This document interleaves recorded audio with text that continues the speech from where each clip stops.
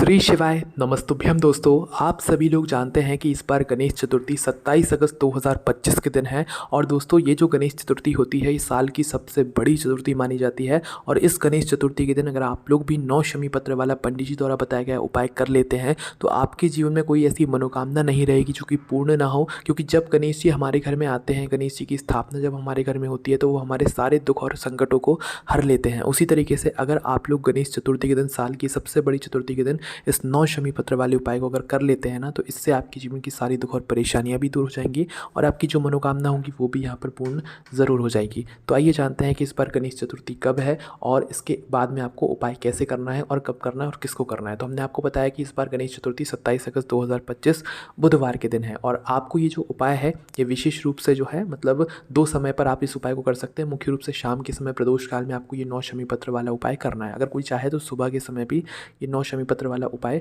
कर सकता है। ठीक है, ये 9 शमी पत्र वाला उपाय आप अपनी मनोकामना पूर्ति के लिए, अपनी किसी भी प्रकार की दुख और परेशानी के लिए कर सकते हैं।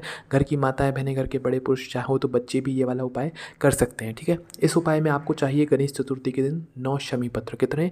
9 शमी पत्र। ठीक है, तो 9 शमी पत्र की व्यवस्था आप लोग करके रखिएगा पहले से, अगर आप इस 9 शमी पत्र वाले उपाय को यहाँ पर करने वाले हैं ना। तो 9 शमी पत्र यहाँ पर आप लोगों को पहले से तैयार करके रख लेना है ना। 9 शमी पत्र के साथ में आपको एक घी का दीपक, जो कि गोलबत्ती का, और आप आटे का ये दीपक तैयार कर लीजिएगा। मिट्टी का हो नया दीपक तो मिट्टी का भी ले सकते हैं, कोई दिक्कत परेशानी यहाँ पर नहीं है ना।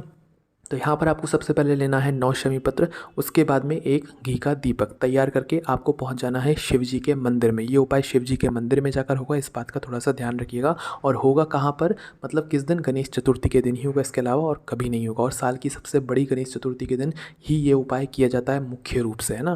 वैसे तो साल में बहुत चतुर्थी आती हैं पर इस चतुर्थी के दिन अगर आप इस उपाय करते हैं तो आपको उपाय का फल कई गुना बढ़कर मिलता है। गणेश जी की पूरा आशीर्वाद कृपा आपके ऊपर सदैव बनी रहती है। तो आपको 9 शमी पत्र और एक घी का दीपक लेकर अपने ही घर के पास में जो शिव जी का मंदिर है वहाँ पर जाना है। ठीक है, और वहाँ पर जाने के बाद क्या करना है, अब वो बहुत ही ध्यान से सुनो समझो, तब आ जाकर आप लोग इस उपाय को कीजिएगा, क्योंकि तभी आपको समझ आएगा। तो करना क्या है, सबसे पहले आप लोग शिव जी के मंदिर में दर्शन करने के बाद सीधा शिवलिंग के पास में आ जाओ, क्योंकि वहीं से हमारा ये जो उपाय है ये शुरू होगा। ठीक है, तो देखो शिव जी के पास में बैठ जाओ। दीपक अभी आपको कुछ नहीं करना है, दीपक साइड में रख देना है जो आप तैयार करके लेकर आए हो घर से।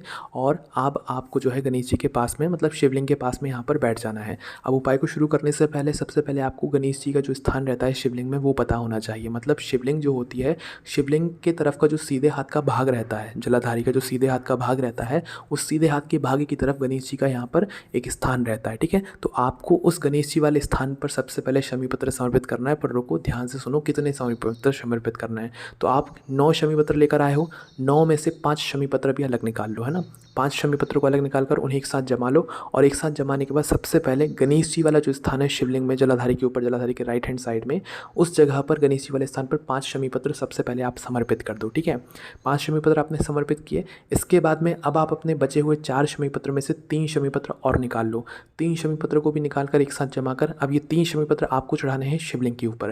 पहले 5 शमी पत्र आपने कहाँ पर चढ़ाए? गणेश जी वाले स्थान पर, जलाधारी में, जहाँ पर रहता है राइट हैंड साइड में। ठीक है, दूसरे जो 3 शमी पत्र हैं वो आपको कहाँ पर चढ़ाने हैं? शिव जी की शिवलिंग के ऊपर चढ़ाने हैं। ठीक है, शिवलिंग के ऊपर 3 शमी पत्र आपने चढ़ाए। इसके बाद में आपके पास बचा है एक शमी पत्र और मतलब एक घी का दीपक। ठीक है, तो अब इस एक शमी पत्र को और एक घी के दीपक को उठाना है और आपको हो सके तो पहले इस घी के दीपक को यहाँ पर जला लीजिएगा। घी के दीपक को जलाने के लिए अपनी माचिस अपने घर से लेकर आइएगा, इस बात का थोड़ा सा ध्यान रखिएगा। ठीक है, तो आप लोगों को जो है उस एक शमी पत्र को और घी के दीपक को जला लेना है। घी के दीपक को उठाकर सीधा भगवान शिव जी के मंदिर की चौखट पर आ जाना है। ठीक है, जहाँ से आप लोग अंदर बाहर जाते हो शिव जी के मंदिर में, मतलब शिव जी के प्रांगण की चौखट। ठीक है, तो शिव जी के मंदिर के प्रांगण की चौखट जहाँ पर भी हो उस मंदिर में, वहाँ पर आप पहुँच जाना। और वहाँ पर पहुँचने के बाद वहीं पर चौखट पर बैठ जाना, मतलब अंदर की साइड में बैठ जाना।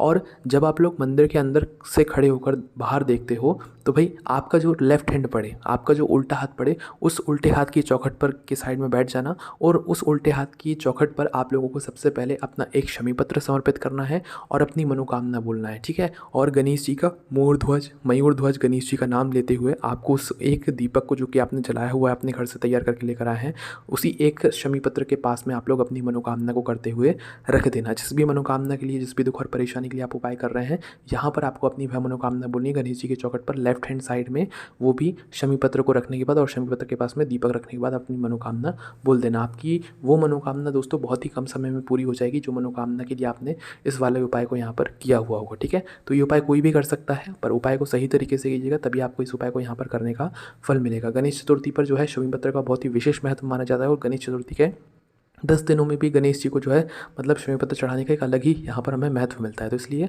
इस 9 शमी पत्र वाले उपाय को आप लोग ज़रूर कीजिएगा और ध्यान से कीजिएगा। बाकी जो भी ये उपाय करना चाहते हैं उनको ये वीडियो शेयर ज़रूर कर दीजिएगा। इसके अलावा कोई भी मन में प्रश्न है आप हमसे कमेंट करके पूछ सकते हैं। हमारी वेबसाइट भोलेनाथ भक्त.com पर पढ़ने के लिए आपको ये सारी जानकारी मिल जाएगी। ओम नमः शिवाय, जय भोले बाबा, श्री शिवाय नमस्तुभ्यम।